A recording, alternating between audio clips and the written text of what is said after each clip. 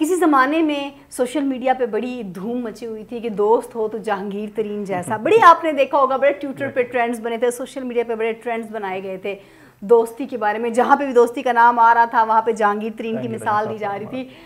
کیا کہتے ہیں آپ کہ جہانگیر ترین نے کیا کیا ہے؟ سب سے پہلے تو مجھے یہ بتائیں، پارٹی کو چھوڑیں، پہلے مجھے یہ بتائیں کہ جہانگیر ترین نے کیا کیا. سندس اکثر میں اپنے ایک شو میں بھی یہ کہہ چکا ہوں اور اکثر یہ بات کرتا ہوں کہ جب جہاز ڈوبتا ہے تو سب سے پہلے چوہے دوڑ کے بھاگتے ہیں. ٹھیک ہے جی.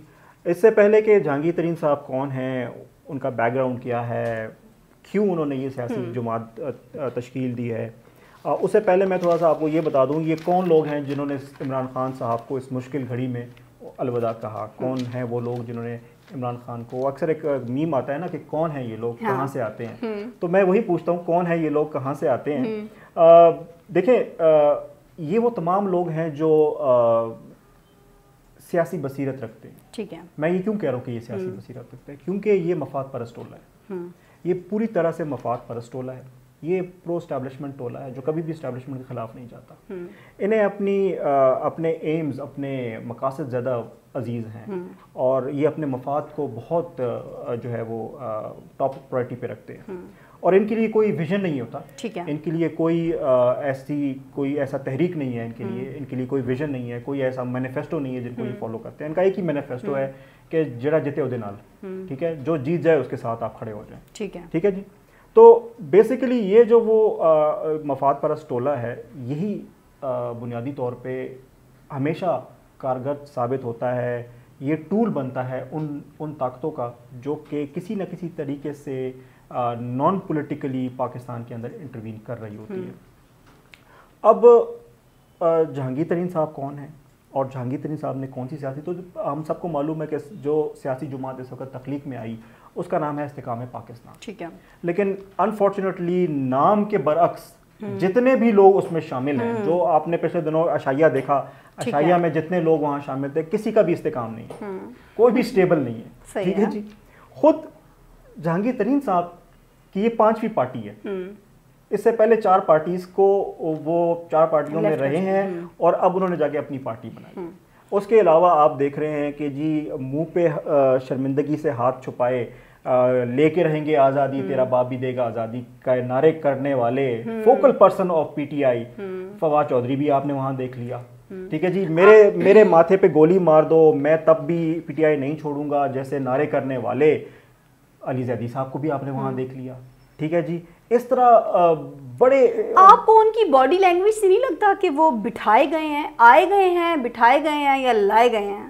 دیکھیں 2 رائے اس میں ہے. دیکھیں پہلی بات تو یہ ہے کہ جب ان لوگوں نے پریس کانفرنسز کی تھی تو میں سے میکسیمم لوگوں نے یہ کہا تھا کہ ہمارا سیاست سے ہی تعلق ختم ہو گیا. ٹھیک ہے. پارٹی تو چھوڑے سر کہلوایا گیا تھا، پارٹی کی بات آیا. دیکھیں سر کہلوایا گیا تھا. سندر سی یہ بھی سر پوری بات کیا کریں، یہ دیکھیں کہلوایا گیا تھا. یہ بات بھی دیکھیں یہ پھر کیا سیاستدان جس کو کہلوایا جائے اور وہ کہہ دے، یہ کیا مدینہ کی ریاست کے معمار جو ان کو کہلوایا جائے اور وہ کہہ دے، یہ کیا نئے پاکستان کے معمار جو ان کو کہلوا دیں وہ کہہ دے، جس کی لاٹھی اس کی بھینس. تو دیکھیں اس حوالے سے تو پھر شاہ محمود قریشی صاحب کو 2 سلام ہونے چاہیے کہ وہ صاحب جیل بھی کاٹ کر آئے لیکن انہوں نے کوئی پریس کانفرنس نہیں کی. علی محمد 5ویں دفعہ اریسٹ ہوئے ہیں. پریس کانفرنس میں یہ لوگ کیوں کہتے ہیں کہ ہمارے بچے بڑے چھوٹے ہیں؟ وہ آپ کو انڈائریکٹلی کچھ باتیں بتا رہے ہیں. عوام کیا کہتے ہیں نا اس کو، روٹی کھا رہی ہے. دیکھیں میری بات سنیں، عوام منہ سے روٹی کھا رہی ہے، عوام کو سمجھ آ رہی ہے. سندس یہ بھی تو دیکھیں نا کہ علی محمد 5ویں دفعہ جیل جا رہے ہیں لیکن علی محمد صاحب کی طرف سے کوئی پریس کانفرنس نہیں آتی. شاہ محمود قریشی صاحب، شاید ان کو اتنی سنگین دھمکیاں نہ دی گئی ہو نا جتنی باقی لوگوں کو دی گئی. شاہ محمود قریشی صاحب کو ایک بڑے لمبے عرصے کے لیے MPO3 کے تحت جو ہے وہ جیلوں میں ڈالا گیا. ان کے ساتھ بڑا برا رویہ اختیار کیا گیا. ان کو C کیٹیگری کی جیل میں ڈالا گیا جس کے بارے میں ہم سب کو معلوم ہے کہ وہ کتنے مشکلات کا سامنا کرنا پڑتا ہے. باوجود اس کے بھی شاہ صاحب نے اپنا موقف نہیں چینج کیا. ٹھیک ہے. تو پھر تو اگر آپ کی بات پہ ہم آ جائیں کہ کوئی کہہ دے کان میں آپ کے اور آپ آ کے اپنی لائلٹیز چینج کر دیں، آپ مدینہ کی ریاست کو تالا لگا دیں، آپ نئے پاکستان کو تالا لگا دیں، تو پھر تو آپ بہت ہی بزدل انسان ہیں. اور بزدلوں کی اگر ٹولہ کھڑا ہو جائے کہ کہیں پہ اور ایک نئی جماعت بنا لے تو میرا تو نہیں خیال کہ اس میں استحکام کی کوئی بات ہے. وہ تو غیر استحکام پارٹی ہوئی پھر تو. ٹھیک ہے جی. تو اب آتے ہیں آپ کے سوال سارے پاکستانی، سوری میں آپ کی بات کٹ کر رہی ہوں، یہ بات پوری قوم جانتی ہے، پورا پاکستان جانتا ہے کہ کیا ہوا ہے، ٹھیک ہے. کس طرح پریس نہیں، ایک پریس کانفرنس کے بعد دوسری پریس کانفرنس آ رہی ہے، ایک دن میں 3-3 4-4 لوگ چھوڑ کے جا رہے ہیں پی ٹی آئی. نہیں تو مطلب کہ کیا نارمل حالات میں یہ سارا کچھ چل رہا ہے؟ نارمل نہیں ہے یہ. دیکھیں سندس، کیسرائیوں کا ایک بازار گرم ہے. 9 مئی شاید ہم ابھی یہ اتنے جو سخت الفاظ ہم یوز کر رہے ہیں، صحافی بھی اٹھائے جا رہے ہیں.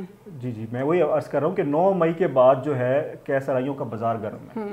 ہر شخص کے دل میں جو بات آتی ہے وہ کہہ دیتا ہے.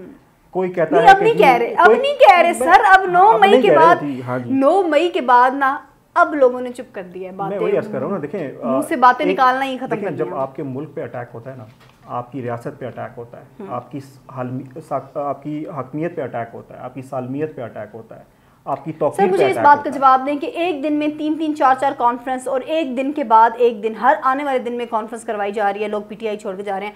مطلب کہ یہ کیسے، یہ ایک عام حالات میں کیا یہ ممکن ہے؟ دیکھیں، جب میں نے آپ کو کہا نا کہ کشتی چھوڑ کے بھاگنے والے وہ ہوتے ہیں جو چوہے ہوتے ہیں، تو آپ ان سے ایکسپیکٹ کیا کرتی ہیں کہ وہ کیا طاقت کا مظاہرہ دکھائیں گے؟ یہ بہادری کا مظاہرہ تسلیم نہیں کرتی نا میری عقل. تو یہ بات بالکل، میری تو چھوٹی سی عقل ہے، اور میری چھوٹی سی عقل جو ہے نا یہ بات بالکل تسلیم نہیں کرتی کہ ایک دن میں 2-2 3-3 کانفرنسز ہو رہی ہیں، ٹھیک ہے، یا پھر ہر آنے والے دن میں ایک کانفرنس ہو رہی ہے. بڑے بڑے لوگ جو ہے وہ پی ٹی آئی کو چھوڑ کے جا رہے ہیں، وہ لوگ چھوڑ کے جا رہے ہیں، ایک عام بندے بھی نہیں چھوڑ کے جا رہے نا، وہ لوگ چھوڑ کے جا رہے ہیں جو اس پارٹی کا جو ہے نا وہ ستون تھے. آپ سندر سے اس بات کو دیکھیں کہ یہ جو لوگ، میں آپ کی اس بات سے بالکل بھی ایگری نہیں کرتی ہوں. جی آپ اس چیز کو دیکھ لیں. میں سندر کہ یہ جو لوگ چھوڑ کے گئے ہیں ان کا بیک گراؤنڈ کیا تھا. اب مثال ہم کئیوں میں سے ایک فواد چودھری کو لے لیتے ہیں. فواد چودھری صاحب کی یہ چوتھی پارٹی ہے، ٹھیک ہے، ہر دفعہ وہ اقتدار کے ساتھ آپ ان کی باڈی لینگویج کے بارے میں کیا کہیں گے؟ میں بتاتا ہوں. تو اگر ہم ان لوگوں کو دیکھیں جنہوں نے کئی دفعہ اپنی لائلٹیز کو سپلٹ کیا ہے، کئی دفعہ اپنی لائلٹیز چینج کی ہیں، کل وہ کسی اور کے نعرے لگاتے ہیں، آج کسی اور کے ساتھ کھڑے ہوتے، ٹھیک ہے جی، تو ہم تو ان سے ایکسپیکٹ کر سکتے ہیں کہ ذرا سی تکلیف آئی، کچھ دن انہوں نے جیل کے کھانے کھائے تو ان کو سمجھ آ گئی اور ان لوگوں نے اپنے راستے جدا کر دیے، تو ہم تو کہہ سکتے ہیں کہ یہ ان کا ذاتی فیصلہ ہے.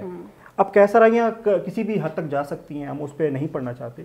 جو بات اب ہم کر رہے ہیں ان کی باڈی لینگویج کی، تو یقیناً یہ لوگ دیکھیں، سیدھی بات یہ ہے کہ اگر آپ وہاں پر آئے تو آپ نے اپنے چہرے کیوں چھپانے شروع کر دیے؟ ٹھیک ہے جی، آپ نے اپنے چہرے چھپانے شروع کر دیے. آپ کو پتا تھا کہ وہاں پورے پنجاب کا میڈیا موجود ہے، پھر بھی آپ اپنے چہرے چھپا رہے تھے. پھر آئی نا، تو پھر آپ آتے ہی نا، ٹھیک ہے، آپ آتے ہی نا، آپ وہاں پر آئے، آپ کو لایا گیا، یا آپ ایسے کہہ سکتے ہیں، یا آپ کا اختیار ہے، آپ کہنا چاہیں کہ ان کو لایا گیا. لیکن سر آپ یہ بات کہہ لیں، سر آپ یہ بات، اس بات پہ آپ میرے ساتھ ہو جائیں، آپ اس بات پہ میرے ساتھ ایگری ہو جائیں کہ وہ آئے نہیں تھے، ان کو لایا گیا تھا. دیکھیں سیاست میں آپ کے پاس، سیاست کہتے ہیں ممکنات کا کھیل ہے، ٹھیک ہے، it's a game of possibility, ٹھیک ہے.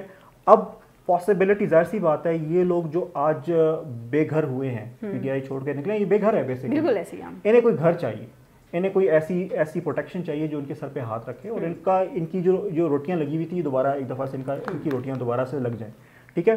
ظاہر سی بات ہے، ان کا جو سب سے پرانا دوست اگر پارٹی کھول کے بیٹھ گیا تو انہوں نے وہیں پہ جانا تھا. یہ تو ایک نیچرل سی بات تھی، ٹھیک ہے. اب کوئی لایا ہے یا یہ خود گئے ہیں، یہ ایک الگ ڈسپیوٹ ہے، ٹھیک ہے. لیکن بات کرتے ہیں واپس جہانگیر ترین پہ. بات کرتے ہیں واپس جہانگیر ترین صاحب پہ.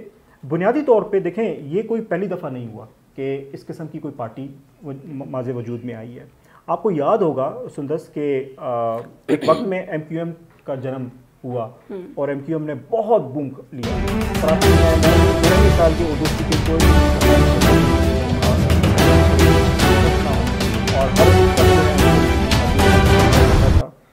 پھر ایک وقت آیا کہ ایم کیو ایم کے اندر سے کئی ایم کیو ایم نکل آئی. پھر ایک وقت آیا کہ ایم کیو ایم جو تھی وہ ٹوٹ پھوٹ کا شکار ہو گئی. پھر ایک وقت آیا ان پہ غداری کے مقدمے بھی چلنے شروع ہو گئے. پھر وہ وقت آیا کہ وہ ایم کیو ایم آج ہر سیاسی جماعت جو کہ بسر اقتدار ہوتی ہے اس کے ساتھ بیٹھی ہوتی ہے الہ کر کے، اور بلیک میلنگ کا ٹور بن جاتی ہے، ٹھیک ہے. آپ کو یاد ہوگا کہ 99 میں جب نواز شریف صاحب پہ قہر آیا، پرویز مشرف کا دور ہوا، پرویز مشرف نے آرمی کو کر دیا، تو جو پاکستان مسلم لیگ نون تھی وہ آلموسٹ ڈسمنٹل ہو چکی تھی، ٹھیک ہے، لوگ چھوڑ کے بھاگ چکے تھے. اور آپ کو یاد ہوگا کہ اسی نون میں سے کاف نکلی تھی.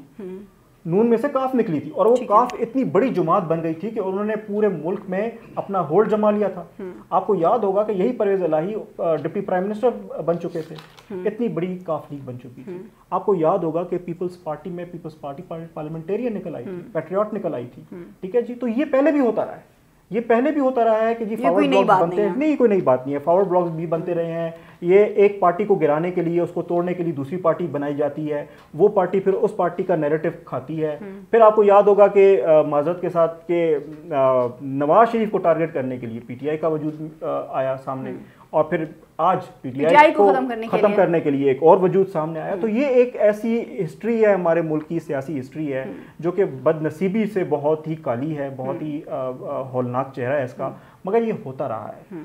लेकिन जहाँ तक मैं समझता हूँ, आज की तारीख में आप कल का आशाइया देख लें, आशाइया की तस्वीरें मौजूद हैं इंटरनेट के ऊपर, जितने भी लोग उस पूरे निज़ाम के अंदर शामिल थे, सिवाय मैं समझता हूँ कि एक शख्स की क्रेडिबिलिटी मैं समझता हूँ कि उसमें शामिल थी अलीम खान साहब। उनकी बाकायदा क्रेडिबिलिटी है, उनकी एक ज़ाती फ़ैन फॉलोइंग है, उनका एक ज़ाती स्ट्रक्चर भी है, मैं समझता हूँ। इसके अलावा मैं नहीं समझता कि उस पूरी पार्टी के अंदर अलीम खान और जहांगीर तरीन को छोड़कर किसी भी शख्स की कोई फ़ैन फॉलोइंग है, कोई वोट बैंक है, या उसके नाम पे कोई वोट देने को तैयार है।